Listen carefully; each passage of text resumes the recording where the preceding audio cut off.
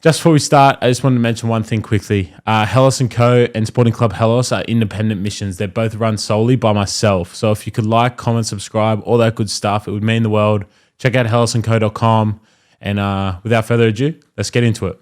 All right, so believe it or not, we've started. I'll introduce properly soon. But I've never played a game of rugby league in my life.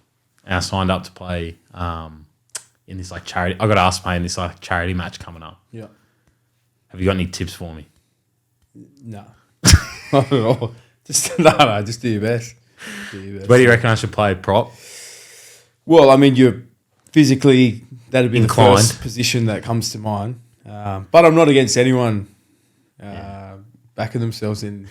There's no reason you can't be a fullback or a halfback or. I've actually got all right footwork. Ben in there would agree. I play football. Yeah, well, Ben's probably not the best judge. Yeah, well, I'll let you know how I go. I'll send you clips, but I've never played in my life, so I'm fucking pretty nervous. It's not hard, man. That's the cool thing about our sport is it's fucking, you just get out there and have a go. So yeah, you'll be right. Sure, you'll be fine. The last year there was like, just don't become a meme. Just make sure you're not a meme. Either like stay out of the way, maybe. Yeah, I don't know. Last year there was like 2,000 or 3,000 people there. Where's it at? Lidcombe. What's it for? Mark Hughes Foundation, Ronald McDonald Foundation. Cool. It's just a good cause. Yeah, but it's all like content creators. So like I do this Sunday League thing. But that's been I used to speak with my with the media guy at the club, and I was like, why haven't we got rugby players playing in Soccer Aid and stuff? Like, yeah, you talk about building the sport in England. Fuck, that would have been a huge dream of mine, was get into Soccer Aid. Yeah, because that's a huge thing over there. Huge. It gets the eyes of the whole nation, and we don't have one like rugby player involved. Yeah, and you like because Leon Edwards and all that were in the last one. Everyone, man. It's any celebrity in the like any who's involved. So yeah, yeah, that would be awesome. Leon Edwards in goal, Blake Austin centre back would have been good. Awesome. Yeah, awesome. yeah. It was like content creators. So I don't know, like probably not your age group, but there's guys like Nick Stab who have like 500K on TikTok. Yeah. Guys that are doing like 1 million plus on TikTok, all in like this. Yeah, and they just John Bernard. Yeah, I know you went caught up with them boys over there. Yeah. Yeah, because you did the show with them, mate. Yeah. I went and met him in London, so that was a cool day. Yeah. I followed their stuff for a while, so. Yeah, he's so fucking funny. They're doing quite well, aren't they? Yeah. Thing about John that a lot of people don't realise, like, John's John. Like, there's no cameras on or off. Like, you just get this guy who's raw as fuck. Yeah. His brother's a bit more serious, hey? Yeah, Nick's he's a bit more serious, bro. But they work well together. Yeah. Matty Georges does all their stuff. He's a good guy, too. Yeah. He's a weapon, bro. He's my age. He's 23. Yeah. He's just fucking on top. He's best mates with that Mark. I'm not even going to say his last name, eh? That I'm talking about. The Roosters. Yeah. Yeah. And Matt, because I follow Matt on socials, like his personal. He posted like all these photos of him and Mark. Like, Kyrgios. He's been with Kyrgios a bit lately too. Yeah. And it's Mark as a kid was just all in Roosters gear. Yeah. Just always wanted to be a Roosters player. Yep. Did you ever play Union? Nah. I considered it when I was leaving Canberra. There's some money to be made in that game, especially in Europe, but a bit slow for me. Is Japan still pumping cash around? Yeah. It's only an 8-week comp, I think. I think you train for longer than what the comp goes as well. Oh, from what I've heard. Yeah, but it's a pretty fast-paced, high-skilled game. Like, they reckon there's some pretty classy little Japanese blokes running around. Yeah. Yeah. Do you reckon you could have done it in, like, Europe? Nah, not it. You'd have to, like, I reckon 24, 25, you'd have to do a slow transition.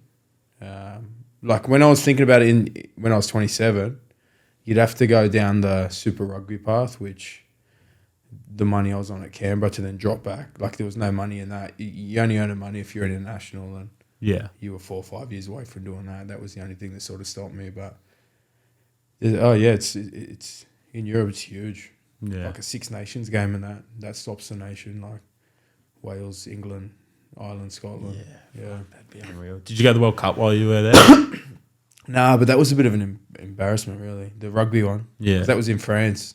But that was only like 2 or 3 months after Australia hosted the women's football, and like non-comparable. Like, it's like no one knew the rugby was on at all. Yeah. Then you watch the final and fucking ruined by shit rules and. Yeah, and then we've got our own debacles going on. Like Yeah. Eddie fucking meeting with Japan before he went over. the fucking, like, you get a yellow card and we'll review it for the next 10 minutes and we might upgrade it to a red. Like, it ruined the World Cup. What did you think? So you're obviously a football fan. People can see that. Yeah. What do you think of VAR? I just think it's a necessary evil. Like, I think the offside rule needs fucking tweaking, because the only issues they ever have with VAR is based around offside, really. Yeah. Fucking bees dick in front and they want to pull them up. Do you think reviewing challenges that you come back to and watch in slow-mo without the pace of the game and the context of the game happening is a bit rough as well? It takes it away from the fan, but most of them they're getting right. It's only that one rule, and it's the offside rule. Yeah. Every now and then there's the handball ones, the conjecture. Like, I don't know the sport well enough to know what should be and what shouldn't be. Sometimes it's like, if it hits the arm, guaranteed. And then other times it's like, no. It's about position. Yeah. Arm away from the body. Yeah. Could he have done anything? Is it the ball hitting the arm or is it the arm? But a bit too much conjecture around it. But, like, I'm such a novice. Like, I've took on supporting Liverpool 5 years ago. Liverpool's one of the only places in the world that reminds me of Mount Druitt. I think the way of life, they're ridiculed a bit for where they come from, a bit rough and tumble, but really good, honest people. So that was one of the reasons I took on supporting Liverpool. Yeah. And City, when I got there, were winning everything. Like, and I didn't. Liverpool weren't far off either, but wasn't really interested in jumping on the City bandwagon like my 10-year-old son did. Yeah. Yeah. So. But it made for a good laugh. Me and my daughter support Liverpool and my son's City. It'd be cool if I always say to him, come on, just come and support Liverpool. Like, Yeah. don't you think it'd be cool we go to the game together and support the same team? And he says to me, well, why don't you come over to City? But yeah, I'm happy with my decision there. All right, I wrote it down. I did my research on like where Warrington was. And these are the two teams I came up with on who I thought you could have supported. Who is it? Crew Alexandria and Wigan. Crew. Yeah. Crew's not far, but are they in Champ now or League One? Nah, they're League One or League Two. One, yeah. And then Wigan haven't been, like, they've been on the brink of financial ruin for a while now. Yeah, they got saved. Same owner as, yeah. Because was it the Sports Direct guy? No. Maybe. Yeah, but they've been dwindling for a while. Yeah. So you sort of got Warrington, Manchester, Liverpool. That's one of the reasons Warrington's such a great destination. Like, you can be in Manchester in 25 minutes, you can be in Liverpool in 35 minutes, and you can be in Cheshire in 15 minutes. So, like, your Cheshire housewives, your $5, $6, $7 million houses are 15 minutes away. And with that comes cafes, restaurants. So it's just perfect. And then Warrington itself has got rich, poor, and everything in between. And one thing about England is when you're from somewhere and you make it rich, you don't leave. Like in Australia, you sort of... We go out east. Well, you build your wealth and then you go and live where all the wealthy live. Whereas in England, you stay where you are. Every suburb has like what's called a millionaire's row. So like every little area will have a row of houses that they're all worth a couple of mil. But then the street behind will be housing estate, or you know what I mean? Yeah. So it's a bit different to how it works here, but it's kind of what makes it so special too. Like Warrington as a club have 3 or 4 owners and directors that have grown up in Warrington their whole life. Like one's worth 300-400 mil, one's worth another one's worth 300-400 mil, one's worth 10-15 mil, but they all still live within 10 minutes of the stadium. Yeah, that's mad. It's pretty cool. Our owner, Simon Moran, he owns SJM Concerts. So concert tickets and that are pretty easy to come by.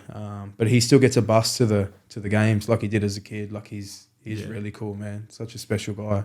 Loves the sport. You can sit with him and talk NRL for hours and he'll know squad number 30 player in every squad. And he'll be questioning about that guy and this guy. And such a valuable asset to the Superleague and the sport over there, yeah, for sure. Yeah, it's sick. You wouldn't think it, eh? Nah, he still gets a bus, man. Like, and you'll see him down the end with all the fans cheering him on at away games and that. It's awesome. Yeah, the guy's worth a mozza. We'll get to Super League in due time. I definitely want to touch on it. But I'll do a proper introduction now. So in front of me, I have Blake Austin. If you're like me and you're the age of 23, in and around, in 2015-16, this guy was close to unstoppable. 2016, I reckon, was... 15 personally, probably. 16 best team. Yeah. Yeah. That step you have. And the stiff arms. Bit of a dummy, yeah. They worked me dummy out pretty quick. It's good for a season or two, and then we get worked out. But it's good while it lasts. But yeah, 15 was a roller coaster. Like as a kid that was trying to sort of make it, I'd sort of dwindled up until that point. Yeah. Ricky sort of called me to come down there and nail down a spot in the halves, and no one up until then had seen me as a half. Like at Penrith, I was always. I grew to 6'1", so I was a decent size. So no one could tell me whether I was going to be a lock, a half. Me and Wade Graham were sort of similar. Like no one would commit to what position we were going to play. Wade started as a halfback at Penrith as well, and morphed into a back rower. Once I left Penrith, I sort of put my foot down and said, I don't care what anyone says. I'm going to do what I can to be a half. And as it turned out, yeah, I got paid as a half for the next 6 or 7 years, and you'd certainly rather be getting paid as a half than a forward. So yeah, it's been quite enjoyable. Where did it like click in 2015? You reckon? Like what made it all happen? No, I reckon it clicked 2 years before that. So I was a pretty promising junior coming through with the Panthers. I was on a decent contract, and I'd structured my contract to a point where if all went to plan, I was going to earn a certain amount at Panthers, and if it didn't, then I'd have to leave, sort of thing. So it was like, you're going to earn this or you're going to leave. And then as it panned out, I didn't live up to what we probably thought, or get to the levels we thought we would have at that age. And so it was sort of time to go. My time was up, and would have been 21, 22 at the time. And I just assumed that all these clubs would line up and someone would bring me over and I'd start again. And as it panned out, I didn't have many options. The Tigers ended up saying that we'd sort of throw you a lifeline. You could come over here. So that was sort of my crossroads moment. That was like, fucking pull your finger out of your ass, or you're going to become another one of them players that's, played a handful of games and not much more. So spent 6 months, probably worked the hardest I've ever worked. And that 6 months of work, I reckon, carried me for about 3 years past that point. I was living on the Northern Road at the time in Cambridge Park, and I was doing road runs like 2 p.m. every day. I used to put a garbage bag on with my hoodie at 2 p.m, like 40 degrees. So I was this idiot running. My route was, I used to go down the Northern Road to the Great Western. Yeah. I'd cut down the Great Western. I'd over the bridge at Kingswood Railway Station, and then I'd cut back up the hills, leading back to the back of Cambo there. So, but I did that like religiously, and was eating well. And I finally learned what it sort of took to be an elite player. Went to the Tigers, sort of liked my chances there. Brayford Astor was at 6, coming towards the back end. I knew probably not working as hard as he once was. I thought I could nestle my way in there. As it was, I didn't quite take the spot off him, but I ended up playing 19 games that year. Few off the bench, few at hooker, few at bench hooker, and then a few at 6. And then I hit a bonus that year that said my contract sort of doubled the next year. So that was one of my first goals, and I was quite happy about that. But then Ricky said, if we can get you out of your contract, you want to come down here, you can play 5'8". Who was the half at the time? At Canberra? Yeah. Terry Campese was coming to the end. They'd had a pretty lean few years. They'd lost Milford the year before, he was sort of going to be their saviour. Broncos signed him. I'm sure they tried to sign a few more before me, but as it panned out, they got me. Tigers changed their mind a few times, so like I played all right that year, and it was around the time when they were losing Tedesco and Moses, and so it was like, we're going to let another one go. So at first they sort of said, yeah, you can go. Then the fans got wind. I actually won Members Player of the Year that year. I had a pretty strong year, and once they got wind that they were letting another one go, they copped some backlash for that. So then they changed their mind and said, no, you're going to stay. Then they said I could go again. I think they changed their mind one more time, and then in the end, they let me go. Just to interrupt you quickly. Yeah. When you see a board or like people high up in the club operate like that, could you see the writing on the wall for the failure that was to follow for the next best part of a decade? There was so much that went on in my 12. Like I still forget that I was only there 12 months. Yeah. I remember like I was only young at the time. I remember fronting up for media the week that I'm pretty sure I'm correct here. I think it's the week that Gordon Tallis come out on the radio and he leaked. He said that Robbie Farrad said something to him in private, and he leaked what Robbie Farrad said in private. And it was something about the club and something about hating the coach and not getting on. And so that caused a whirlwind. Like, I underestimated how much the Sydney media, like, you go to Tigers training, there's 10, 12, 15 reporters there every day. Well, this had created this big storm, and I was the one that had the front media that day. And they're like, oh, what's going on, Robbie, this, that? And I was like, man, I actually done all right. I batted the questions quite well as a young kid, but there was so much that went on that year. Mick Potter, like, people have got their opinions on Mick Potter. A lot of the boys didn't like him. But one thing I've learned, throughout my career is your opinions on a coach is only what they've done for you. And what happened in my career the next 6-7 years, I owe to Mick Potter. Like, I played 19 games that year, and if I hadn't have done that, I wouldn't be where I am. So I can't speak highly enough of Mick and the opportunities that he gave me. Yeah. But in a squad of 30, you'll have 10 guys that say Mick couldn't coach to save his life. You'll have 10 guys say that they don't really even have an opinion on Mick, and then you'll have another 10 that really enjoyed working with him. So, yeah, 23, I had 2 kids, and they said, you're going to go down to Canberra. And I was like, oh, fucking hell. Like, obviously people are, like, Canberra's a shithole, which it's not. Once you live there, it's awesome. It wasn't even that. It was just like, I'm leaving all my safety nets. Like, when you're 22 and got 2 kids and you're moving away from all your family, it's quite daunting. But it ended up being one of the best things, like, for not only for me, but for me and my partner. We were closer. We were down there with guys and young families that were in the same situation, because not many Raiders players are actually from Canberra. They're all away from their families, so you lean on each other a bit harder. And, yeah, ended up being a really cool 4 years. The first 2 were obviously awesome. My first year personally was really cool, and it really reaffirmed why I went down there. Yeah.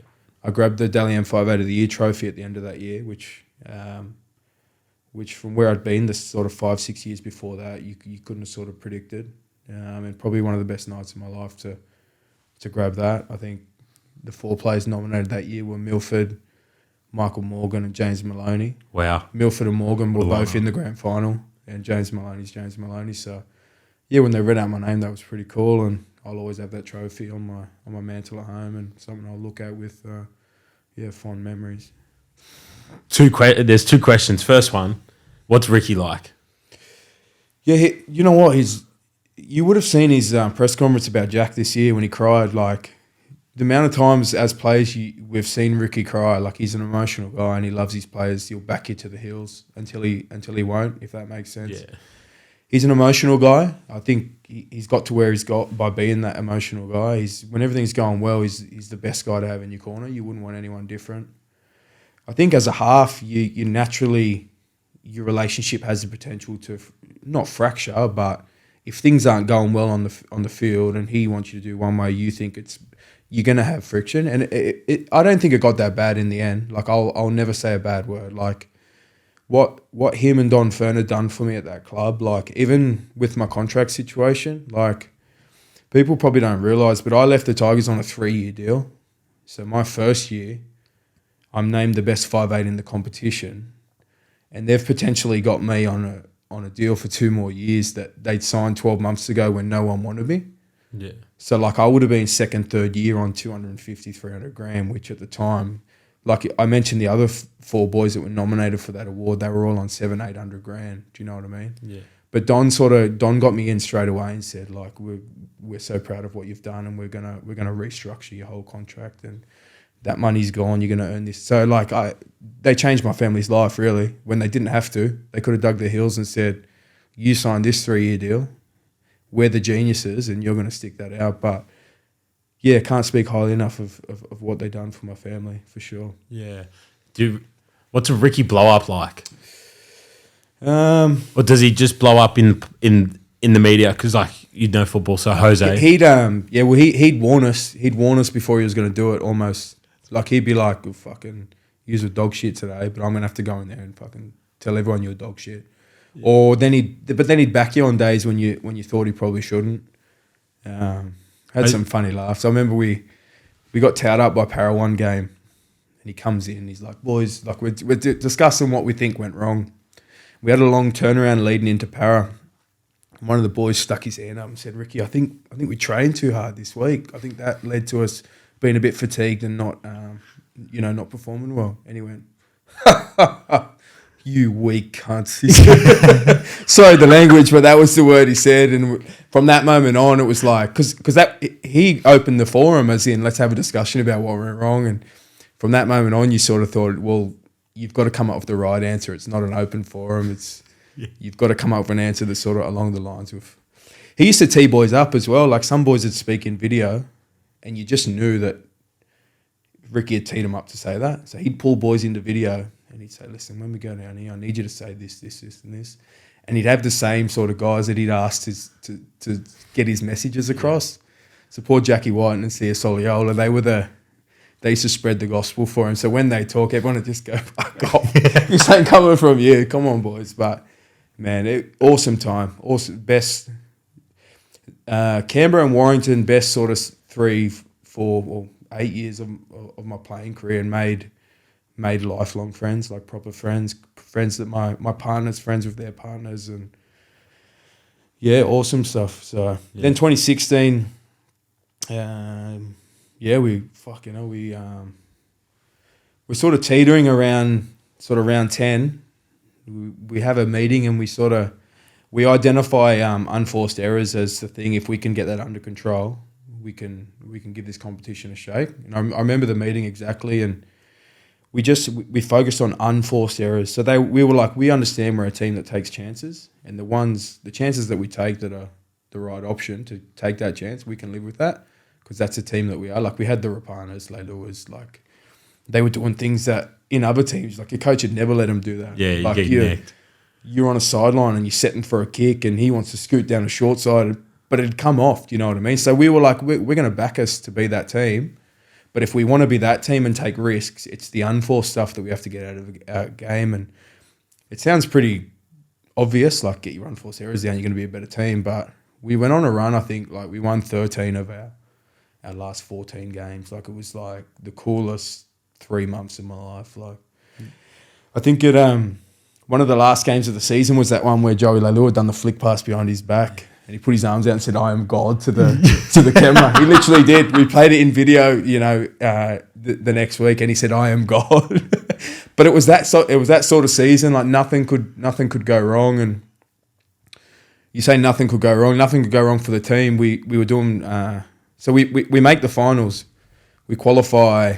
Versus Sharks, don't you? Played Sharks down in Canberra. Well, that week leading into the Sharks game, we're doing wrestling at training, and Paul Vaughan's running straight at me.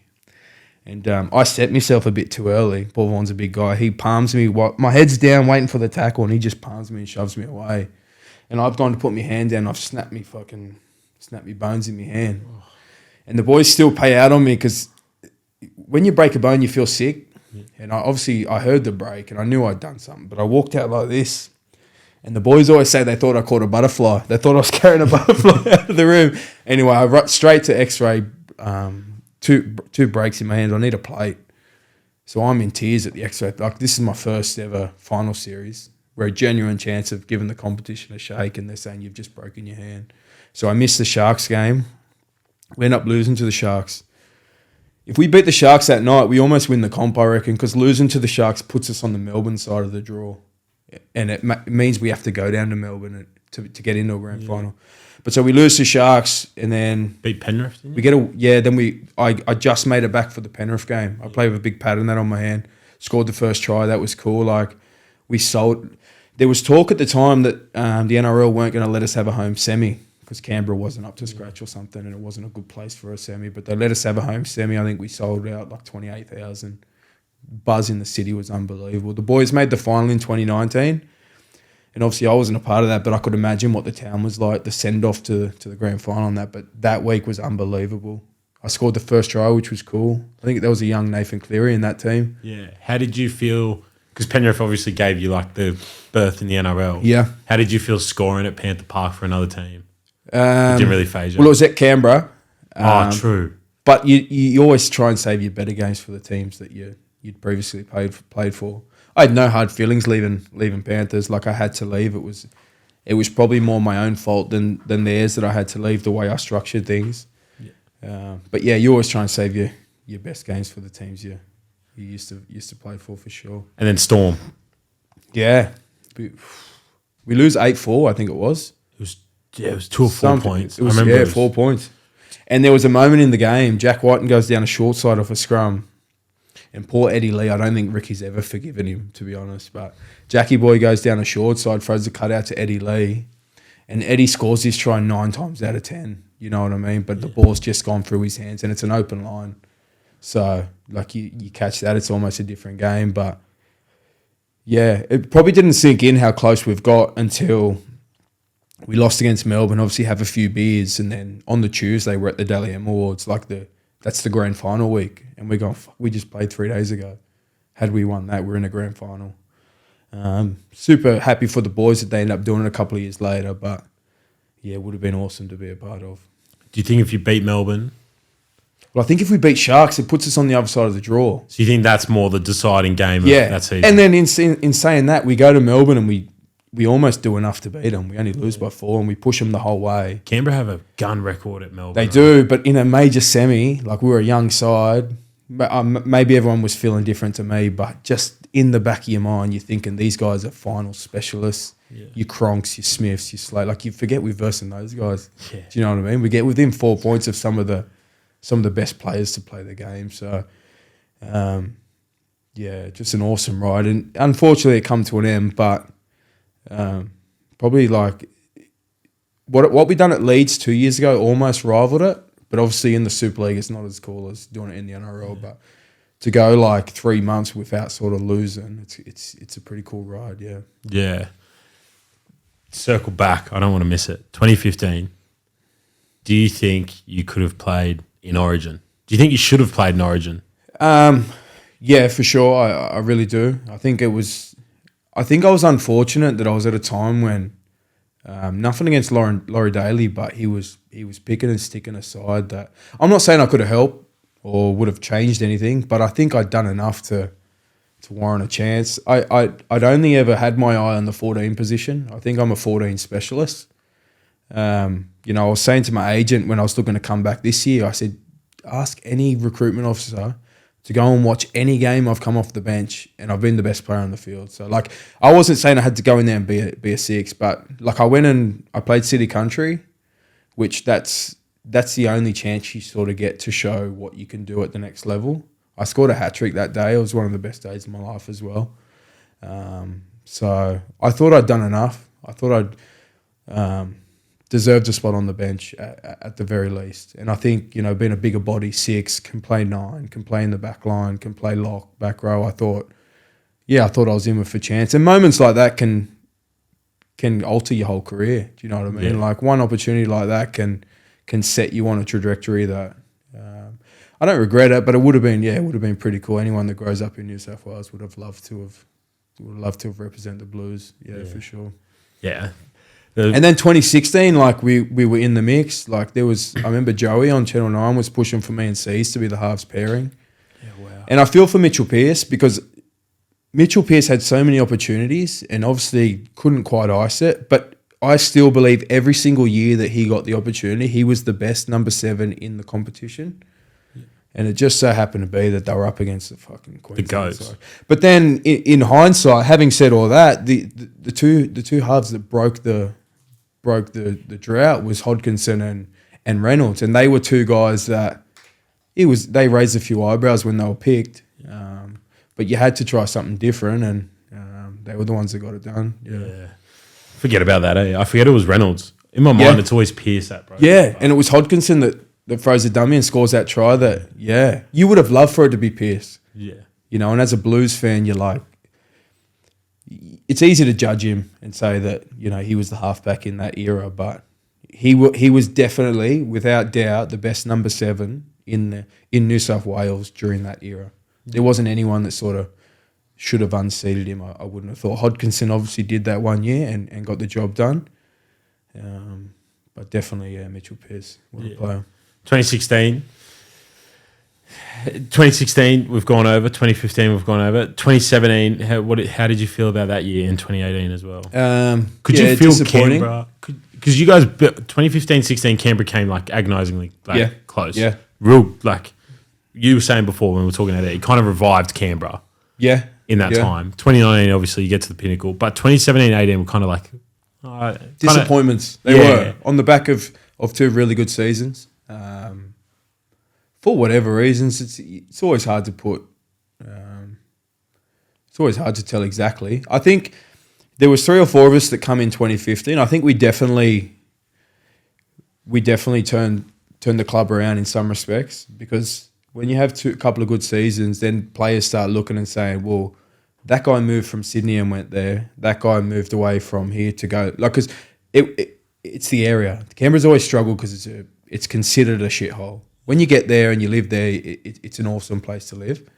But getting people away from Sydney, Queensland, you always had to pay overs. But as we started growing and getting a bit better, and kids, like, we started coming from Sydney, people sort of started going, well, hang on, maybe it's not that bad. So we definitely played a role in turning that around. Sisawanga, C.S. Oliola, Josh Hodgson, Joseph Tarpanay. We definitely showed people that you can move to Canberra and enjoy your life as well as your rugby. 2018, ended 2018. Did you want to stay in the NRL? Or were you happy to go over? Bit of both. I'd been offered a 2-year extension at the Raiders only probably 6 months before that. I told them I couldn't take their money. It was pretty chummy money for a kid from Mount Druitt as well.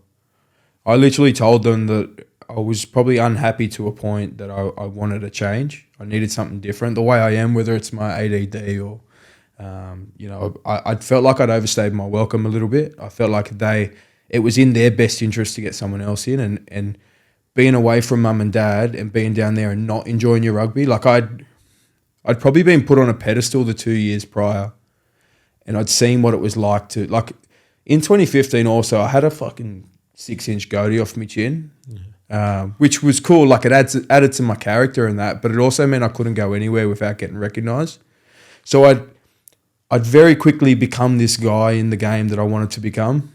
But that also meant in 17 and 18, I also learned pretty quickly what comes if you're not playing at that level. Like, one thing I always struggle with is when you're capable of a 9 out of 10 game, like a 7 doesn't cut it. Like, a few 7s will cut it, but if you're only at a 7, that's 20% less than a 9. And like, some of my games were probably less than a 7 as well, a 6 and whatnot. But I learned pretty quickly that the same people that will lift you up would pull you down. I was protected a little bit because we're in Canberra. Had I been a Sydney half and struggling a bit, you'd be getting like blasted a lot more. Yeah. But I'd seen both sides in such a short period, and that, I'd say that brought me a bit of unhappiness. So I was like, I reckon looking back, I've always struggled at the top. Like, and I reckon it's my DNA. Like, I'm from Mount Druitt, and I enjoyed defying the odds. I love the climb. I've never been good at the top. Do you think that's a bit of imposter syndrome? Yeah, it could be. It could be. But so I was at Canberra, and I was like, I can't take your money. I wouldn't do it to you. Like, so I was going to go back to Parramatta on a quarter of the money. But something inside of me, like, excited me about that, because I was like, well, I'd done it before 4 years ago at Tigers. I used Tigers to get my career back on track. And I was like, I'm going to go do it again. I'm going to be around in Western Sydney because I'll be playing for Para. I'd be back near mum and dad because I'd been away from them for 4 years. My 2 oldest kids had been away from mum and dad. So I was like, it's not really a negative. And I'm playing for my boyhood club. I love the Eagles to death. So I was going to do that. And it was only at the last minute that someone said, Warrington are quite keen. And when Warrington are keen, they don't miss their man. You can almost write your numbers that you want to write. And when my agent said that, at first I said, come on, man, I'm 27. Like, Superleague's the last thing on my mind. Don't even mention it. That was like mid-year, and that was Huddersfield off. Like, they're like, we'll give you a 4-year deal. And I said, don't ever. A funny story, we just got beat in Mudgee. We got beat on the bell. So we've got a 4-hour bus trip back to Sydney. My agent calls, he says, how about Huddersfield? 4-year deal. And I was like, fuck, like, I'm depressed on a 4-hour bus trip, fucking about to hang myself. And you're telling me I'm going to England at 27 years old. And when Dufty said what he said about that, I remember he made comments about that. I understand what he was saying. Obviously, people were like, you're a bit arrogant, but I understand what he meant, because we've been conditioned that the Super League's a place you go to when you're 33. Yeah. You're not going there for rugby. You're going there for Europe to see the world, and you'll play a little bit of rugby on the side. So when the opportunity came up at 27, I was like, nah, it's not for me. Then 3 months later, Warrington come up. I was almost ready, like committed to Para. Warrington come up, and I sort of threw off with my agent. I said, mate, if you get this, and this, we'll do it. Well, he's called half an hour later. He's like, mate, I've got everything you asked me for. We've got it. Like, and I was like, oh, fuck, what do I do now? I'm gonna have to do it. So like, I'd been away from mum and dad with 4 kids for 4 years, and then now we're packing up and moving to the north of England. But the thing that excited me, and I've never been afraid to do anything different. Like, you're from Mount Druitt, man. Like, it's anything. Yeah, give it a crack. anything you'll have a go. So, but I was going at an age where I could still earn some really good money. I'm really like earned some really good money. Lived like a king over there for a while. And then I also knew that going at 27, I had the potential to further my career. That was with my English heritage. I knew I could switch allegiance, and I knew I had the potential to play for England or play for Great Britain. And as it panned out, like, couldn't have asked for a better start. Like, my first year, I kill it. Once again, probably similar to Canberra. My first year, fresh change, something new. I'm all in. And then I wouldn't say each year got gradually worse, but I would say that the next 2 year. definitely didn't reach the heights of the first year. So then I bees knee away from winning Man of Steel that year. Probably who won it? Jackson Hastings won it. Yeah. Thoroughly deserved it. Took a Salford team that shouldn't have got anywhere near a grand final to a grand final. But I do my ankle. I think I missed three games sort of at the back end of the year. I reckon I don't miss them 3. I go pretty close to winning Man of Steel. But as I said, Jackson thoroughly deserved. Like, that Salford team he took to a grand final had absolutely no right to be anywhere near it. So good on him. And then as it panned out, me and Jackson both go on a tour of Australia, New Zealand, and PNG with Great Britain. And people have their opinions on that. Like, when you're an Aussie living in England and you're representing England, like, there's a lot of English people over there said I shouldn't have been there. And I get that. Like, there's English kids that it definitely means a bit more to them than what it did to me. But I know exactly why I did it. And that was to represent one of the most special ladies in my life, my grandmother. And as it panned out, Nan actually ended up passing away 3 weeks after I represented Great Britain. And her death sort of I wouldn't say come out of nowhere, because she was like pushing 80. So like, death's not far off, is it? But she wasn't sick or anything like that. And so inside me, it just feels special that it almost feels like she hung on to see me represent the Great Britain because of her and because of the path that she walked. Do you reckon it's a fucking backward statement for English people to like be unhappy with someone that's not English colonize every nation? And half their football team. But I do get it. And half their football team and their rugby team, and like rugby union, that's one strength, not strength, but the world's getting smaller. Yeah. Do you know what I mean? And I reckon this sort of attitude is getting phased out. It's an older sort of mantra, older sort of attitude. Like, he's not English. 60 plus is generally where you'll find it. Well, we had the England coach in Sean Wayne come out, and he was like, I'm England through and through, and I'll only pick English boys. 6 months before that, he's working for Scottish Rugby Union. I'm like, how English are you if you're trying to make the Scotland Rugby Union team a better team? Like, come on, man. Like, but you know, I thought I had every right to be there. I have English blood from my grandmother.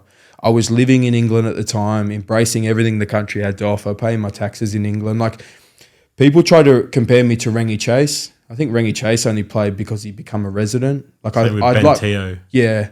Well, I'd like to think I was a little bit different to them because I do have English blood. Yeah.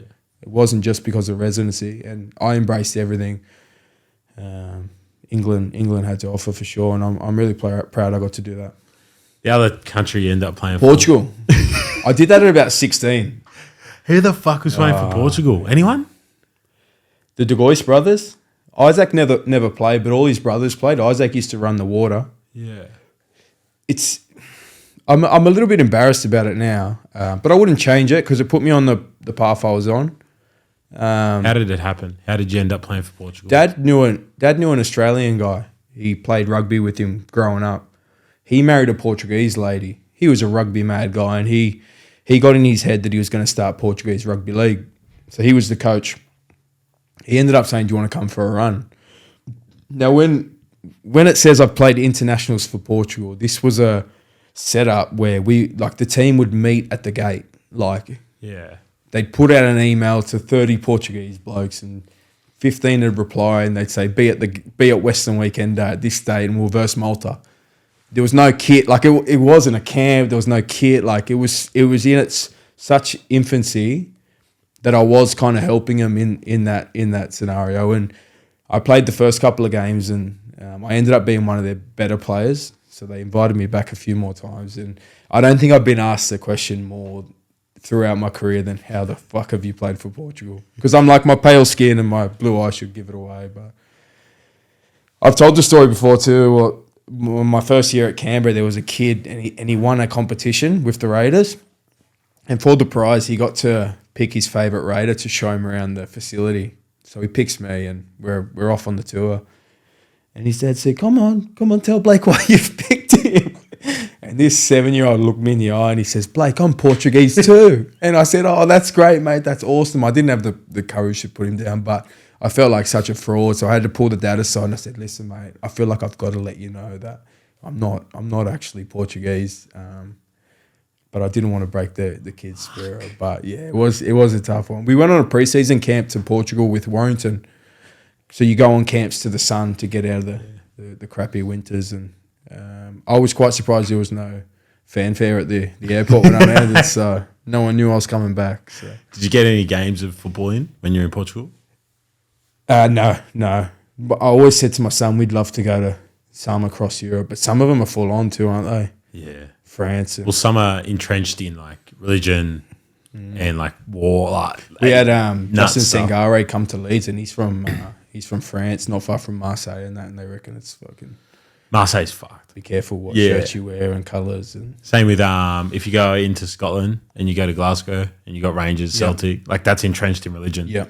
What is it? Protestant versus Catholic, maybe. Yeah, all that type of stuff. But yeah, Benfica, cool. Porto, Sporting. Yeah, it would have been awesome. That part of Portugal. How did you feel when you played for Great Britain and that team? I'll rephrase the question. Do you think Great Britain can ever win, or UK, I should say? Do you think they could ever win the Rugby League World Cup? Yeah, of course. I think this year they had a great opportunity. I think what New Zealand done to Australia, in their last game. The one previous? Well, the one in New they Zealand? beat them 40-0. That showed the world that it can be done. But then obviously they bottled it with the Samoan game in London. For what reasons, I'm not sure. But yeah, they definitely can. It was a weird old tour for me too, because I'd gone on tour, and one of the coolest things about the tour was I got to work with Wayne Bennet. Wayne Bennett's one of them guys that you just love to say that you spent some time with Wayne Bennet throughout your career. But it was a funny old tour. We got into camp, and the first night of camp, Wayne gets us all in a room. And he literally goes around one by one. So we're all sat in a chair, and he'd go, Blake Austin, don't really have much of an idea what kind of role you're going to play yet on the tour. Would do my best to find you a game. Then he'll go, George Williams. He said the same thing. Then he went to Jackson Hastings. He said, Jackson, England's been crying out for a number 7. You're going to get every opportunity to be the number 7 this tour. Then he went to the next guy. So he went through every individual player. He went to Jake Truman, who was a young kid. He said, Jake, you've been brought here for experience. You would not play on this tour. Just enjoy and soak it all up. But so you're about to embark on a 6-week tour, and you've just been told that you're probably not going to play a game. So I've left me 4 kids in. I still loved every minute of it, don't get me wrong. And the chance to go on a tour. And that's something they need to bring back is the touring sides. But the chance to go on a tour was awesome. But yeah, me and George walked out and we're like, oh, what do we do now? So we formed the Bomb Squad, as it's formerly known. It's pretty cool. So Wayne has a system where if you're not playing that weekend, you're actually forced to go out and have a beer, because he doesn't want you at the hotel moping around the players that are actually preparing to play. So each week, because we changed hotels every week, and you knew whether you were a chance of playing that week by who your roomie was when you got to the next hotel. So if your roomie was someone that wasn't going to play, you could work it out. You'd be so say you're with Jake Truman, who'd already been told he wouldn't play a game. So if you're with him, you've been put with him so that when you go out the night before your game, you don't wake your roommate up that is playing. So, like, for the first 3 changes of hotels, I'm like, oh, fuck, I'm not playing again because you're not playing. That means I'm not playing. Yeah. And it means we're going out on the piss the night before the game. So, in the end, I get 2 games on the wing. And me being me and where I come from and how much I love the sport, like, it was out of me and Lachlan Coote. He sort of said, funny story too. Anyway, we're warming up, right? And I know that we're short on wingers as it panned out. You would have versed Coote growing up, surely. Cootie was a year older than me. At Windsor? Yeah, and Cootie was a glamour boy at Panthers. So he was like... Yeah, I remember. He was always fast track, didn't play much club. He was always in the age above. Got to grade pretty quick. So I didn't get to verse him that much. But I knew we needed a winger. So we're warming up. And Wayne Bennet, he comes, says, Blake, come here. So he pulls me out of the warm. So everyone's doing high knees and that, and he pulls me to the side. He's got a footy in his hands, and he starts tossing it in the air. And I start jumping for it, like jumping up like a winger, reaching above me. He said, mate, no jump, straight into the chest. Just bring it into the chest. So he's thrown 10 balls in the air, and I'm just doing that, like under 6s stuff. And then after the 10th one, he says, how do you feel about playing on the wing? I said, yeah, I reckon I could give it a go. He goes, you're our winger this week. So I end up playing on the wing twice. Fucking hell, Sean Johnson puts the first kick up. It's the easiest end over end. And I'm in my head so much. I've catched the latest, gone straight through, hit the deck. First one's a drop. If Sean Johnson had a kick the next 5 kicks to me, I would have dropped every single one. But he, silly bugger, kicks the other way the next 5. I finally get another catch. I actually take this one. I'm thinking, fuck, I've caught it. But I'm that close to the sideline. I've caught it, hit the deck, and the refs allowed him to just drag me into touch. And I'm like, so I've had a drop. I've been dragged into touch. I'm like, come on, ref. I had a red hot crack in yardage. Is this your GB debut? Debut against New Zealand, yeah. Yardage, I'm our best ball carrier in the backfield. Like before the match, the boys are like, oh, aren't you worried about cutting the ball? And I'm like, nah. Like I'm 95 kilos, 6'1". Yeah. I'll run straight at anyone. That's the easy part. I said it's waiting for the high balls that I'm concerned about. So I had a red hot crack in the backfield. Dropped that, made them 2 errors, but after that I was okay. And he lets me play the following week. They actually flew a winger from Leeds to meet us in PNG, and he still put me on the wing and didn't put the winger in that had just broke his... And he ended up being one of my good mates and a teammate at Leeds Rhinos. And I was like, oh, sorry, man. Like, it had nothing to do with me. But so he broke his holiday, met us in PNG, and then watched me play on the wing. I scored the first try, but then make a couple of errors after that. Like, yeah. But what was your opposite number both games? I want to say Momolo. Yeah. And then PNG, I'm not sure. But I say to the boys, in 30 years, when I've got a pool room at my house and there's a Great Britain jersey, when you frame a jersey, you don't see the number on the back. Yeah.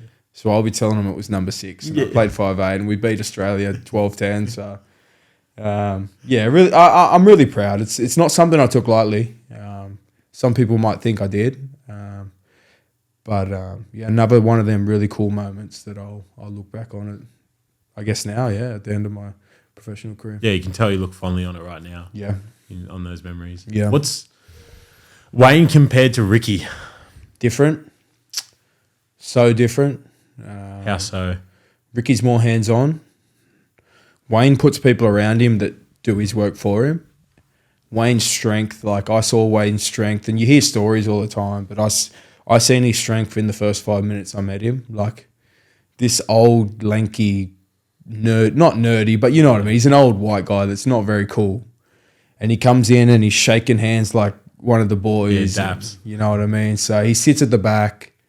He rips into the boys, like he rips into George Burgess because he plays the music. And he's like, oh, Tom plays the music. And he's ripping him about it. He loves his country. He's like, what's all this fucking rap nonsense? And but he's just... He knows how to keep a happy camp. Yeah. We had an assistant at Canberra, and I remember him telling us a story that he'd been employed by Wayne at Newcastle to run the attack. So we'd put together this big plan, like he was going to present to Wayne to run the attack, and he got halfway through, and Wayne said, "Mate, I'm fucking paying you to run the attack." Like, you don't need to convince me, mate. I've given you the job. Go and fucking run the attack. Like, I think he doesn't even show up to preseason till like 6 weeks in. Lets the assistants. Yeah, it's nuts. Yeah, he's just got that aura, and I'm so lucky and blessed that I got to spend a bit of time with him. You hear that about Sir Alex? Yeah, Tactician wise, nothing crazy. Just best man manager of all time. You just knew, like, when you look back, you've said like you weren't into football back then, but when you look back on like the teams he had, you take away like 5 or 6 players, and you've got like a 6th, 7th, 8th place team. Yeah, and there he is winning doubles, trebles. Like, he's crazy. So lucky I got to experience it. Yeah, yeah. Who's the other coaches you played under? Who did you have at Penrith? I had Matty Elliott. Yeah. And then Matty Elliott got sacked, and I debuted under Steve Georgalis. Really cool guy. I haven't heard that name in a while. I remember my debut week. Georgie called me in. Well, before that, actually, I was playing 20s, and we couldn't win a game. We were going so awful. So I knock on Georgie's door, and I say, mate, this was mid-season. I said, I want to debut this year. I said, do you think I should go play New South Wales Cup with Windsor? He says, yeah, I think it might be better. Go play against men. Better for your development and fast track you. So I go do that. 20s go on and win like 12 straight. I go to Windsor and we're struggling. I'm thinking, what the fuck have I done here? We get to the second last round of the season. He calls me and he says, I'm going to play you. He says, mate, you're going to debut this week. He says, do you want me to put you in the big league program, or do you want me to leave you off so you can come in unnoticed? And I said, mate, put my name in there because I want everyone knowing that. Like, I'd grown up buying the big league every single week. So fucking like to see your name in the big league, that was something really special. Had a decent game down in I debuted in Canberra as it was, which is a weird moment. And one of my first carries, because I come on in the back row, so I thought, oh, I'm fresh. The game was in a bit of a lull, so I thought I'd have a big tough carry. Josh Papali fucking lifts me and drives me into the turf. Thank God he didn't like launch me. He could have done a lot more damage, but yeah, to play the last 2 games of that season. Then Ivan came in. Yeah, played like the first 10 games. And then that was about it. I was saying to the missus the other day, like, I spent so long at Panthers because obviously 12's development right up until when I left. So technically about 10 years, but like I only played 14 NRL games. I sort of forget that. Like Penrith feels like it's got such a big place in my journey. Story and journey. But I only played 12 NRL games, and so much more happened professionally after I left there than what I did while I was there, sort of thing. Yeah. We go back to the Super League now. You mentioned them briefly earlier. I'd say you're like, from what I've read, from Warrington fans as well, especially even last year when you finished. Careful what you read with fans. Even like Castle, like when you Castleford, is it Castleford? Castleford, Cass, yeah. Fuck, I don't know how. The why jungle, I can't say that. Even like when you made that deal, there's people still commenting like Warrington legend, blah blah blah. Yeah. But after Warrington, you go to Leeds, which is from being here. I remember the most. They're the biggest club. Yeah, and I remember seeing your name the most when you were at Leeds. Yeah. You made that run. Yeah. How was your time at Leeds? How'd you end up at Leeds? And did you go to Ellen Road? I saw a game. Yeah. In the Prem? Or in the Prem. They played Newcastle. That would have been. And they were awful, but they were so fun to watch. Reece James, is it James? What's his name? James. Dan James was there. Yeah, the rapid winger. No idea how to play winger, does he? Like he's a shit footballer. But he's end to end. Rapid. I've never seen a fitter person. And like they were awful, but their counter. The game was just like this. It was one of the best soccer matches I've ever seen. Was Bielsa manager? Bielsa was there. Yeah, Bielsa balls. Creaky knees on the side. How is he squatting that long, bro? He's a king of Leeds. Yeah, getting them back to where they belong and that. There's plenty of murals. And were you there the year before? So for people listening, Leeds in 2004 finished 4th in the Premier League. Well, I didn't realise the history either in the Premier League. Yeah, do you know what I mean? Like, I'm right in saying them and Man United were like rivals for a long time. Big time. But I had no idea about that. All as I'd known was they were in the champ for a while. Yeah. And then they were coming back up to like their stadium's nothing pretty to look at. So I had no idea, but yeah, pretty cool. And Leeds people have that chip on their shoulder. Yeah, they are like a big club. They're an hour from Manchester. Yeah. Leeds is a city, but it doesn't have a city feel in that. Like it feels like a big regional centre in a way. When you've been to Manchester and Liverpool, they feel like cities. Yeah. Whereas Leeds got they're they're very proud of where they come from. Yeah. So for people listening, Leeds 2004 overspent, but first year it paid off. Finished top 4, finished in the final 4 of the Champions League. Which is crazy to say. Yep. 2 Australians playing for them at the time. One by the name of Mark Viduka, who scored 4 against Liverpool at Liverpool, I'm pretty sure. No, that might have been at Ellen Road. Did you ever see those highlights? No. 4 against Liverpool. Aiden C's my best mate, but he actually grew up watching soccer, so he knows all this stuff. Do you know what I mean? And he's a huge Liverpool fan, but I'm talking lifelong. His dad was a so yeah. Whereas I'm only just getting on, and starting to learn it all. And they had Harry Kewell. So that year they finished final 4 of the Champions League. The next year they get relegated, or the year after, whatever it is, and they go from being like one of the biggest clubs in Europe, and then they're in the Championship for like almost 20 years or 15 years, whatever it may be, and that's why. Bro, honestly, there's guys my age that are Leeds fans purely because, like, when they were 5, there was Harry Kewell, Mark Viduka, Champions League team. Yeah. And then Marcelo Bielsa, he has this thing called murder ball. Have you heard of murder ball? No. So you have, like, say you have a square at training and you have a big square field and it's just passing, but he puts all his staff around the edge of the square. They all have a ball at their feet. Then they have ball boys behind them. And so you play a game in the square and you can't stop running. And then once the ball goes out, one of the staff just feeds in another ball, and it can go for 2 to 3 hours. Yeah, that's his fitness. Yeah, well, that's how they played. That's how it's ridiculous. Some of the kilometers they clocked. But that first year, I don't know if you might not have been there for it. So they had Villa in the playoff. Was this in the champ? Yeah, because they missed out the first year they should have come up, and it was Villa. Leeds were awarded a goal that, by the letter of the law, was fair, but morally wise wasn't. And Bielsa couldn't stand it. Yep. So he gave Villa a goal.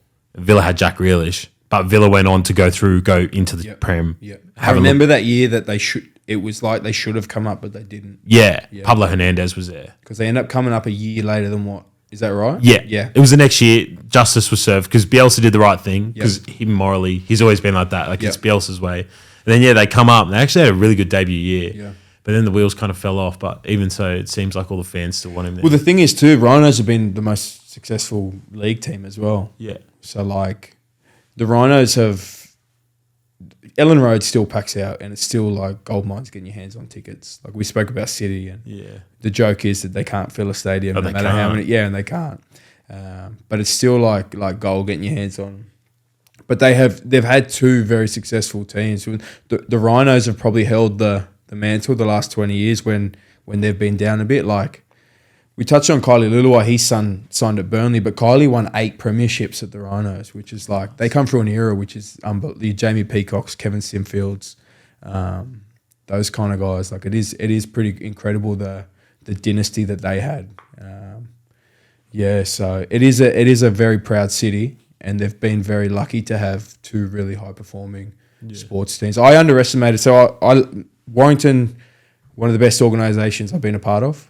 They obviously paid me very well, which added to why I loved it so much. And I was located in a position where I could live a lifestyle that I really enjoyed. We thought about staying in England, and if I was going to stay, it'd have to be in Warrington because it's central to everything.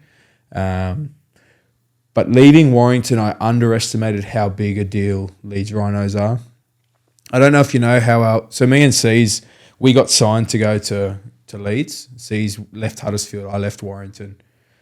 So like Leeds had signed a few, and we were the guys that were going to come in because Leeds Rhinos had a few lean years. They jagged the premiership in 2015, but then between 2015 and 2019, they were awful. They made a few big signings. They paid decent money for Tui Lolohea, Conrad Hurrell. They paid big money for Trent Merrin that didn't quite work out. Dave Ferner went over and coached and ended up getting sacked. So it had been a tumultuous sort of time. We were the guys that were coming in to turn it around. We lose our first 9 games. So you imagine so this is what I meant when I said it was similar to our run at Canberra.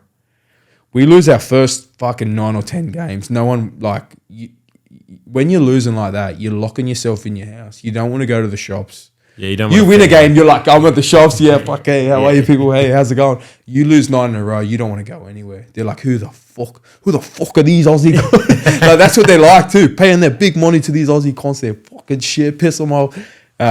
So awful. Like, we were the guys that were going to save it, and we just didn't. And this is such a proud club. So anyway, the coach ends up quitting.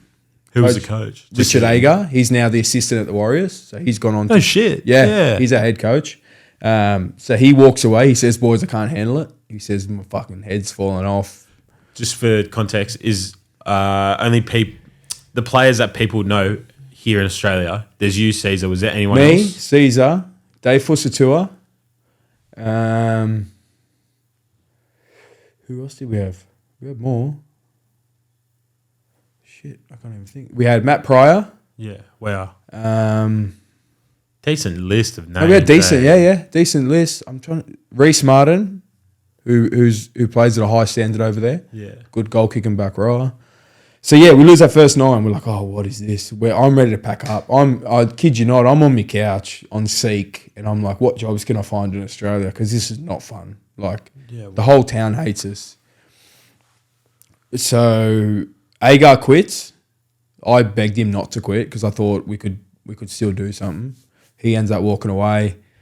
Rowan Smith comes in. No one's heard anything about Rowan Smith. He comes in and he just makes it a happy camp.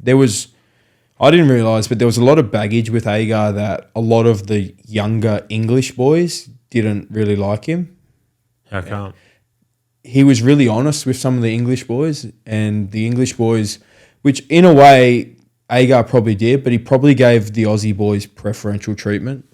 It's a very fine line. Obviously, every team has 8 Australians, so you have to make sure they're happy. They're all isolated away from their family, so they have to be happy. But then you've also got English boys that every single year they watch 8 new Australians join the team. They're all earning double, triple the money they're earning.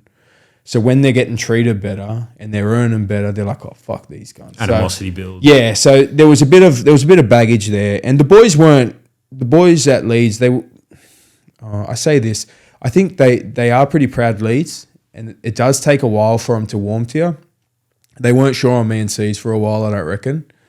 I remember day one I signed, I put in the chat and I was like, hey boys, excited to get going. And I reckon I had 3 replies.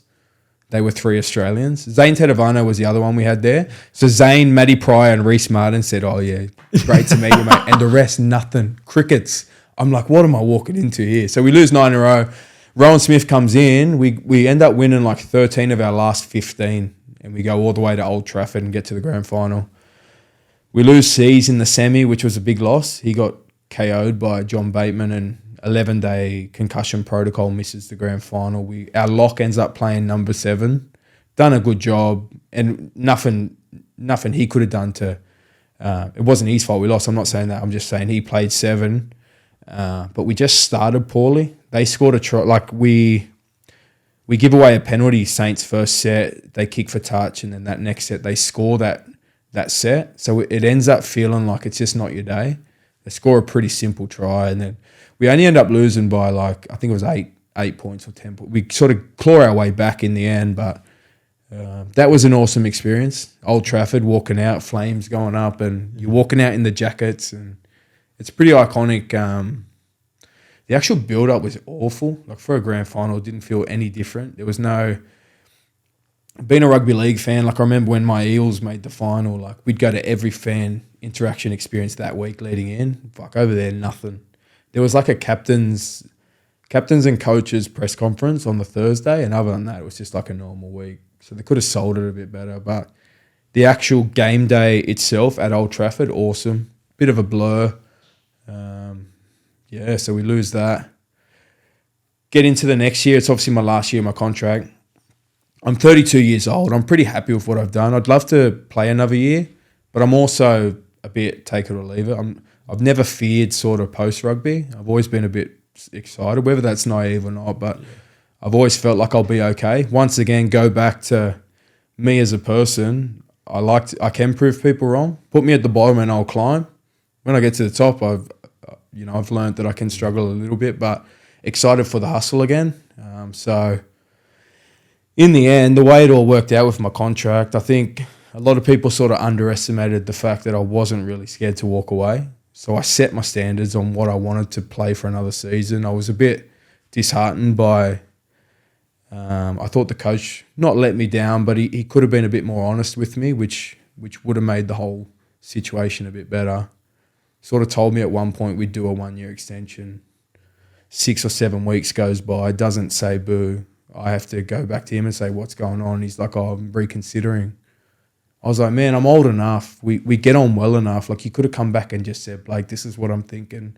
Shouldn't have really had to have come back in and find out what was going on. Sort of started questioning my agent a little bit at that stage because I was like, well, come on, mate. The coach says I've got a deal. And he's like, well, I think you better go back and speak with the coach because I think things might have changed. He still says that, like, I'm not saying you're not going to be here. I'm just reconsidering. I was like, oh, okay, whatever. And then because I'm not that arsed whether it ends, I start, for a bit of theatre, I start running my mouth a bit in the press.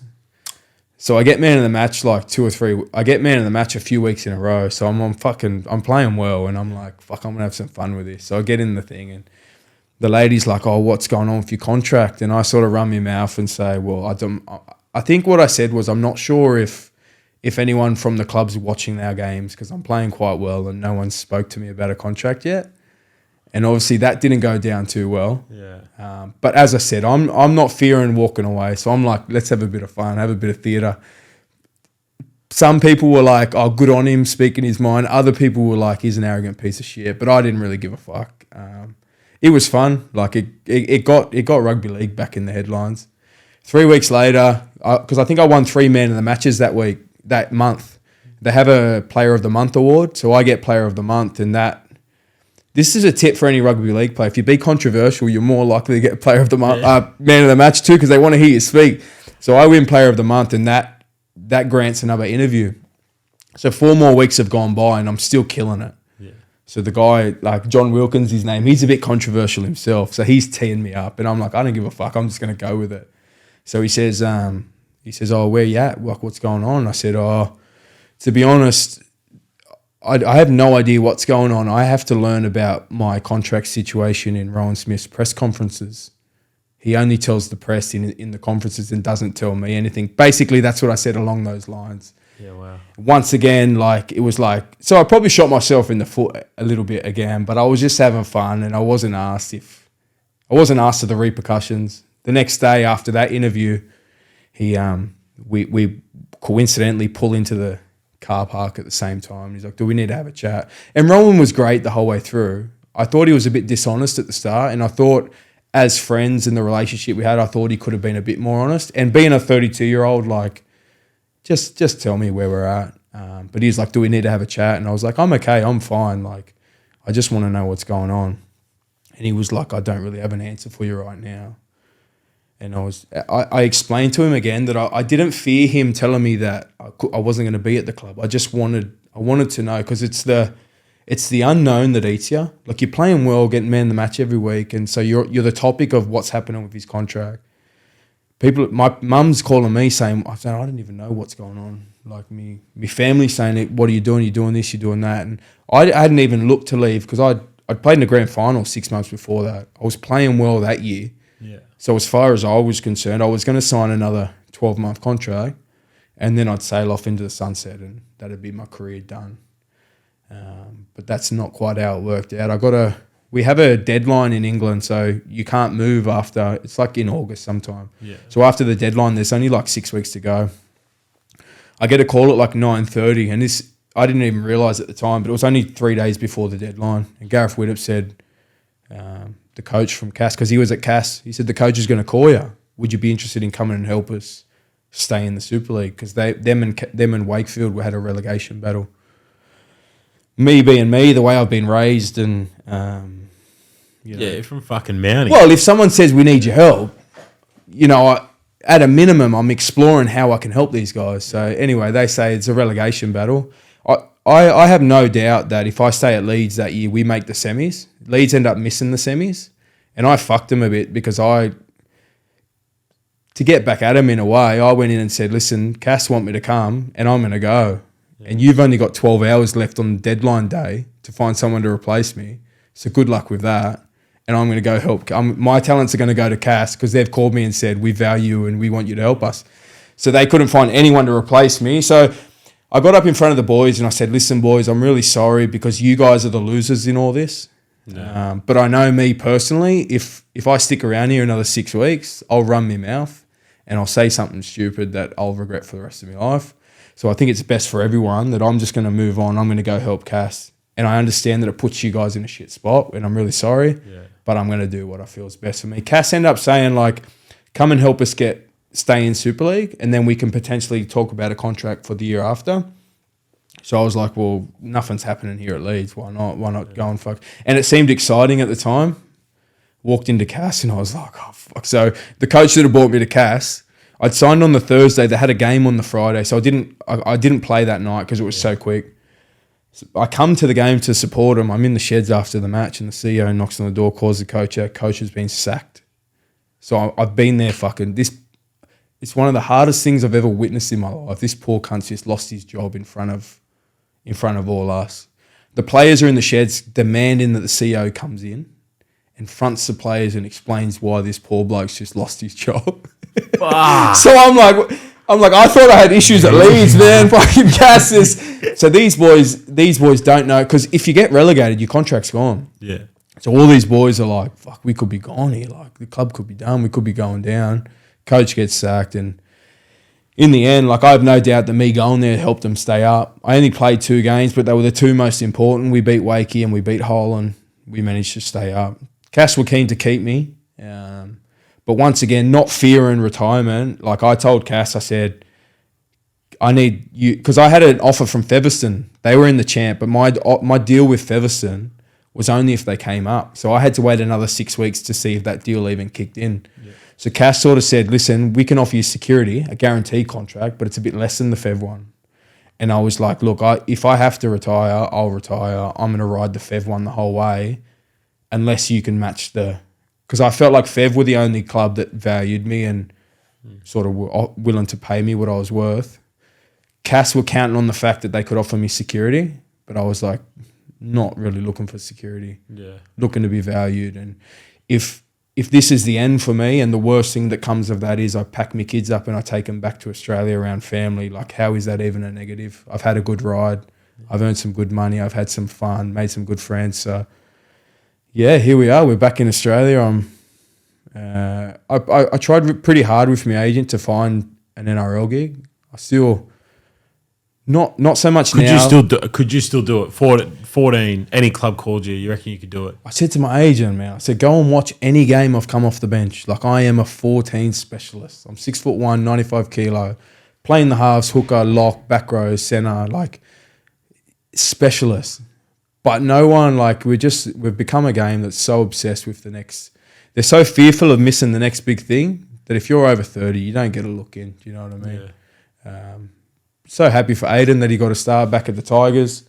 You look at the best halves in the game, like, they're all over 30, bar the generational freaks in Luai and Cleary. Like, the rest are over 30. And I didn't even want to come back. Truth be told, I didn't even want to come back and play halves. I didn't want that stress. I would have loved to have come back, played 14, and just drove to the game every week worrying about me, not worrying about the game plan, and like, if we lose, it's my fault. If we win, like that, I didn't want that roller coaster. But that's come and gone now. I reckon I'm in a pretty good place, and it wasn't meant to be. Some of the boys said, like, go play New South Wales Cup, work your way up. But I've got nothing to prove, man. Like, I'm going to go and enjoy my footy on the entrance now and give back to the game. I remember speaking to Seth Apollo about 6 weeks ago, and he gave me some advice because he's stepping away from the game too, and he just said, when someone offers you an opportunity, just go with it and see what happens. That might be an opportunity to do a day's work or 2 days' work, but just see what happens. And I reckon, like, I've considered myself not a professional anymore for about 4 weeks, and I've had some sort of tweaks in my mind of what I thought I was going to be. I said it before, like, I'm so excited for the hustle. But I've had some tweaks in the last 4 weeks just by having that attitude. I coached some kids the last 3 days down the coast. It's probably lit a fire in me again to really give back and coach some kids. And I want to go on a journey with some kids that are going to walk the path that, I'm just stepping away from. So, that was some pretty good advice, and I'm really looking forward to what's to come. I watched Sam. Coached before, eh? Yeah, I did it. I Doonside? coached at Doonside. I can't find that story anywhere. Aaron Mullen done on the Footy Show. We done a really cool story. Yeah. But they were a really good group of boys, and I learnt more than they learnt. But I remember watching Sam Tompkins. He just retired. He's that English freak, eh? Yeah, Yeah. one of the best England's had for the last while. Where did he go? He went Warriors. and it didn't work out, eh? Not like he probably should have. Something happened in the first or second game. Didn't he get... I feel like he got like whacked around in the first or second game. He come over with big hype. Warriors paid a big transfer fee for him, but just not quite. But freak. And I toured with it. He's a prick on the field. I always hated his guts, like on the field. Oh, as his teammate. Playing against him. Oh, right. Such a competitor. You hate versus him. I toured with him. Unbelievable guy. Yeah. Like one of the best guys I've come across in the game.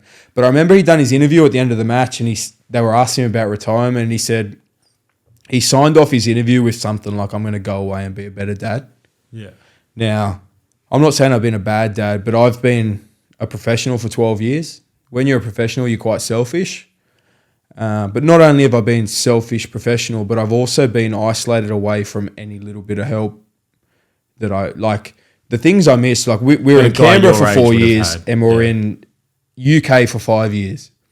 So it's like if your daughter's playing at Saturday morning at 9 o'clock on that side of town and your son's playing at that side of town, you pick up the phone, you say, "Mum, can you take Nala?" So they're the things we've missed, and they're the things where there have been moments where my kids have had to take a back seat. Because if I've got a game at 2 o'clock on a Saturday, my whole mindset's about how am I getting ready for this game. Missus is trying to get one. So I'm not saying I've been a bad dad, but I'm really excited to really get invested in them. Like my son's 12. He's at an age now where he'll admit that he wants to be a professional rugby player. Yeah. So I'm really looking forward to pumping my time and effort into him. My daughter's coming off the back of a football World Cup. She wants to be a Matilda.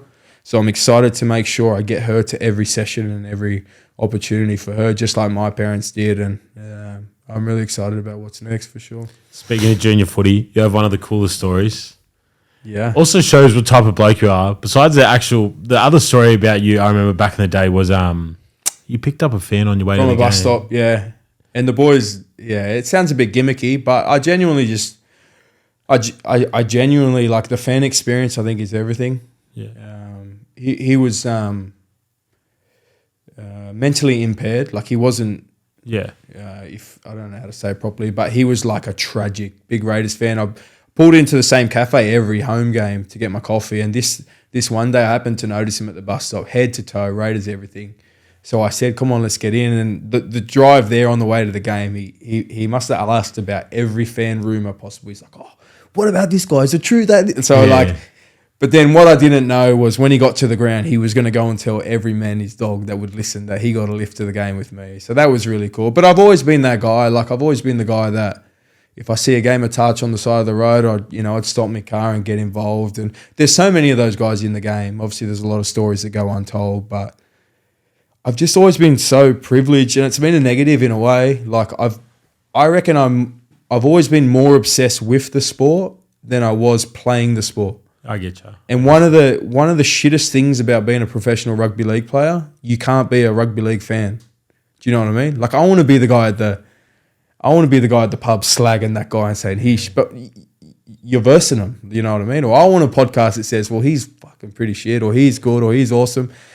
But you can't be that guy when you're a professional. So that's what I'm excited for. I remember when I used to play, there was this one moment I had when I was at Panthers, and I looked up in the stand, and there was I'm going to say it was an Indian guy, and it sounds weird that I even mentioned that, but I just thought it was really cool. There was an Indian guy and his son. His son must have been about 10, and they had a packed sandwich, and they were sat up, and they were both watching the footy together. And it's little moments like that that I miss because you're a professional. So now that I'm stepping away, I'm really excited to. I'm gonna have to be a para fan once again. I'm gonna have to be opposite to my son. Like I'd love to pick Penrith, and we both go, because he's a big Penrith fan, loves Jerome Luai. My kids are Samoan too, so raising them in England the last 5 years, probably sense of belonging and understanding who they are hasn't been great. Mum does her best, but when you're away from grandparents and you're away from Mount Druitt where every second person looks like you do. So I'm excited to get them back and let them experience that. Yeah. The World Cup was the best thing that could have happened for them because we followed Samoa around in England. Josh Papali, he's one of my best friends. So we were back at the hotel and we got to sort of ride that wave that they were on. And my son thought he was the coolest guy ever that he got to experience that. But getting him back here and really understanding who he is. Like we were in England. I'm like, son, you're fucking Samoan. Where we're from, everyone's scared of you, and you're like the toughest guy on the field. So get in there. And but he's been a rich little white kid for the last 8 years. So I'm really excited to get him back and experience both sides of his culture. Yeah, it's mad. Story I wanted to bring up. The car. A Doonside Rouge Jr. I'm quoting an article here. Sorry, I don't have the source of the article, but you can find it pretty easily if you type it in. A Doonside Rouge Jr. Now, quickly, Doonside Rouge alumni. Jared Summit? Yep. Fafita brothers and their cousin, isn't it? Or is that one Just the Fafita brothers. Yeah. And then yourself, Fox, Jesse McLean. Yep. Fox is a Dooney boy. Jesse McLean is too, yeah. My brother coached Jesse. Not bad for like a local club. Yeah. That's what. We always struggled. Like all them guys would have moved about. Yeah. So they would have had 2 years at Dooney and then a couple there and come back. The reason we struggle is because we don't always have a first division team. Yeah. My whole junior career would have been at Doonside, but we couldn't keep a first division side. So I had a couple of years at St Clair. Yeah. And a couple of years at St Pat's, but majority of my footy at Dooney. And the Fafitas would have been the same. Had to move a bit because lack of a first division team. Jesse's similar. The Fox was a Dooney boy.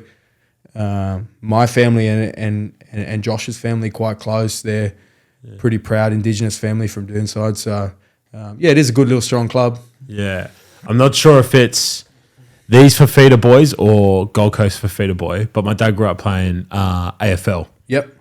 And he played for one of the all boys schools in like Leichhardt area. Yep. And they needed players, and the With way Dave and Andrew. Yeah, so I think they needed players. So their dad at the time, so my dad's like 50 or pushing 60. So they go to the rugby league team and go like, hey, we need boys to fill in for this tournament. And Fafita Senior hops in, and back then there was metal studs. And Dad was saying, so you'd play in the ruck, and he just wanted to kill people, right? So he was just taking heads off, and he played with no shoes because he didn't like wearing studs. Yeah, I reckon that's the Fafitas here. Yeah, he said he was a fucking madman. We grew up with them. They were mad, nutcases. Yeah. They were both props in the NRL, but people don't realise too, they were skinny state fucking cross-country runners growing up. That's why Andrew has the motor that he had and why he moved so well. Because he was not a prop his whole life. He was a big, skinny fullback, Andrew. Wow. And that's why they have the motors that they have. They're just impressive athletes. Yeah. But Penrith overlooked them all them years. That's why they never ended up at Penrith. They didn't get picked up until they moved to Griffith. Yeah, wow. Yeah.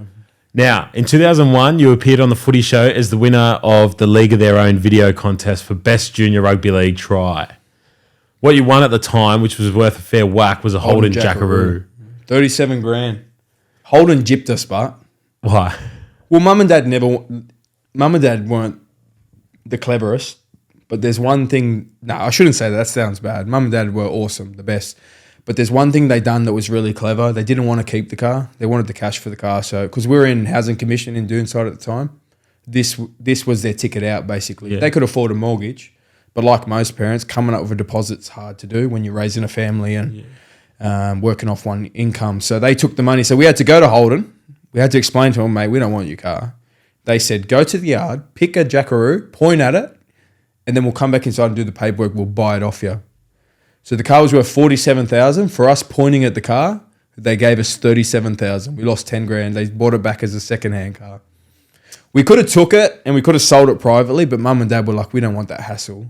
Yeah. So for pointing at the car, we lost $10,000. But fast forward, they still bought a house. Every Australian family's dream is to buy a house and then obviously have your nest and then leave it for your kids one day. So probably didn't even realise at the time, but it's been one of the proudest stories I ever told that You hear stories How of old were you? 9. I was 9 years The old. age of 9, you got your That parents. try was scored, under 9s. Yeah. So like That is crazy. the boys you hear all the time boys making professional and they're like, oh, the first thing I want to do is buy my parents a house. And I was like, fuck, I did it at 9 years old. It's pretty cool. Awesome. It was a pretty sick try I scored. It was on Penrith Stadium. I scored the match winner against St. Clair Comets. They swear I stepped out, but no way. I went 100 metres, stepped the team twice nearly. It was pretty cool. And then I had to do a drop kick to win the game. And we won 5-3 because back then it was 3 and 5 point tries. Yeah. If you pass the ball twice, you get 5 points. If you pass it once, you get 3 points. Yeah, right. Awesome. Yeah, I went on the show, collected the car in a Parramatta jersey. That was the year we lost against the Knights. Yeah, that was a sad time. But remember little Robbo, the jockey on the Footy Show? I was born in 2000. You might have seen him in a few old clips and that, but he was a nutcase. Well, he drove us so we're at the back behind the curtain, and when the show comes back from the ad break, he drives us onto the set. Well, he's doing donuts out the back. He's like, yeah, look at this. But he's a little jockey, funny as. But I got on, the camera's in my face, 30,000 people at the arena at Homebush. And he's like, yeah. Fatty was like, come on, Blake, tell us about the try. And I was like, yep. Yep. So they asked me about 4 questions, and every question I was, yep. So it was a bit embarrassing. My dad was on there chewing gum. He's like, man. So yeah, I'm really proud of my son for scoring the try, chewing his gum. So we pay out on him for that. But really cool story, man. Now, a few other questions. We covered, could you still cut in the NRL? You can give one word answer for these, or you can explain them. Best player you ever played with? I'm going to say Luke Lewis, only because he was a bit of an idol, Western Sydney boy from Blacktown. Yeah. And then got the opportunity to play alongside him. Best individual performance you thought you had? Probably one of my last NRL games. That was against the Bulldogs. And another reason why I told people to check my games off the bench. Come on with about 12 minutes to go. Finish with 3 line breaks, a try. And we turned around a 14-point deficit when I got on the field, I think. So Reece Martin, my teammate at Leeds, that should have been one of his best performances. It still is one of his best performances, but it should have been one of the best nights of his NRL career because I think he finished with 3 tries and 4 or 5 goals, and was cruising to victory with about 12 minutes to go until I come on and we. It's a pretty cool game to watch. I've watched it back a couple of times. That's insane. I actually signed at Warrington that week to leave Canberra.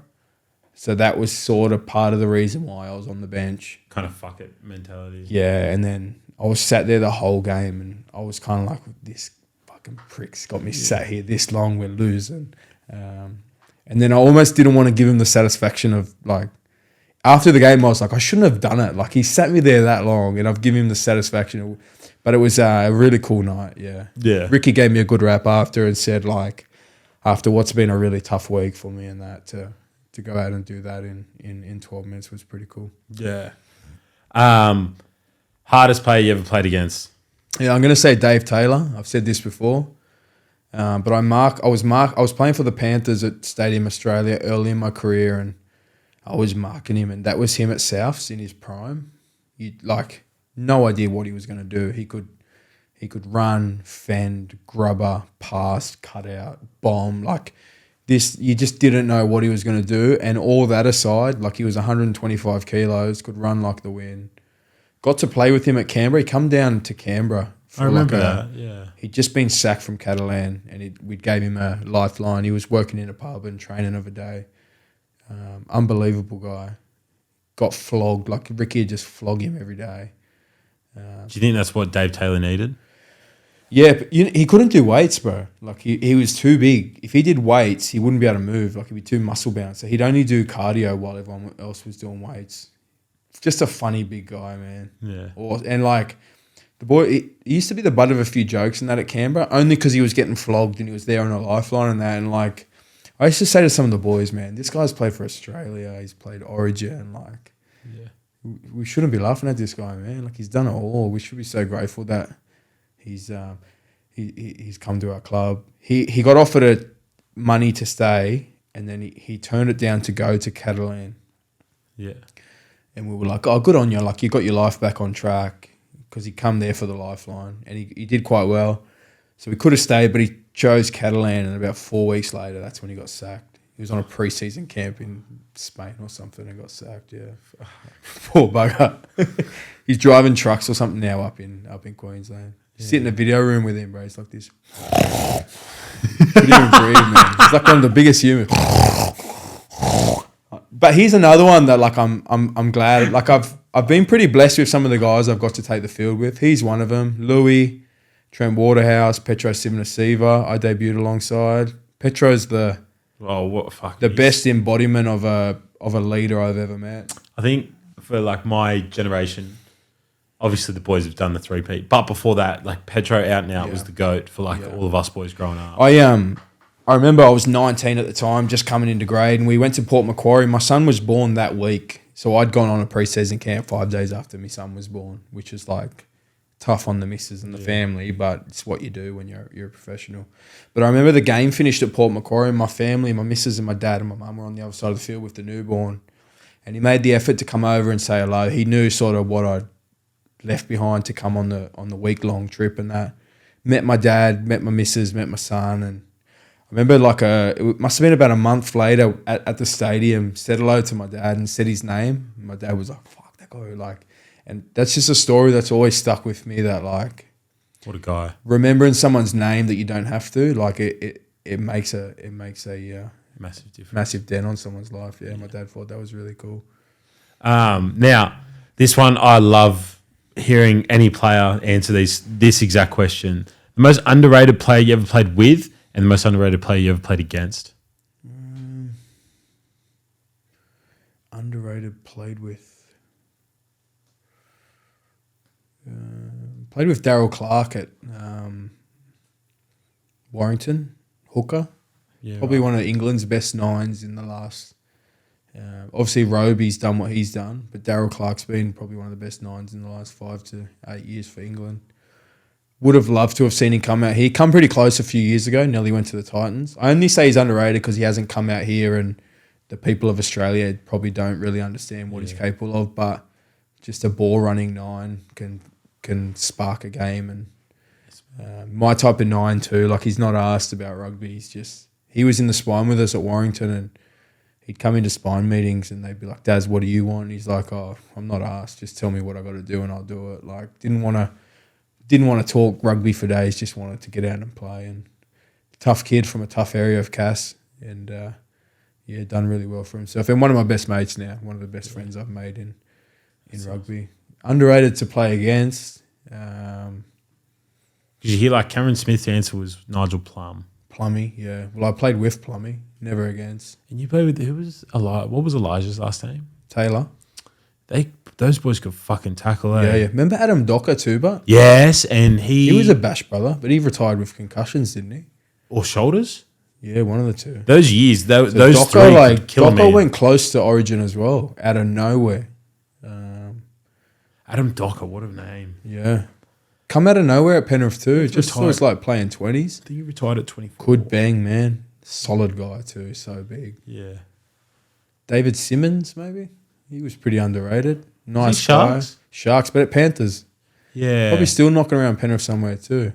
But underrated in what he'd done for the team as well. Like, he was a bit of a kept the boys together type. But I remember him before, because I got to play with him at Penrith, but I remember him at Sharks. He was a freak, man. Young fullback winger coming through. Yeah. All right. Now, one last question, and this is very specific because I got a few mates who are in like extended squads and whatnot, in 20s and all that. What's your biggest piece of advice you can give to blokes trying to crack it in rugby league? I thought about this along the way on the drive here, because I thought it might be a question. I wouldn't change much of what I'd done. If I could offer some advice, it'd be look past your debut.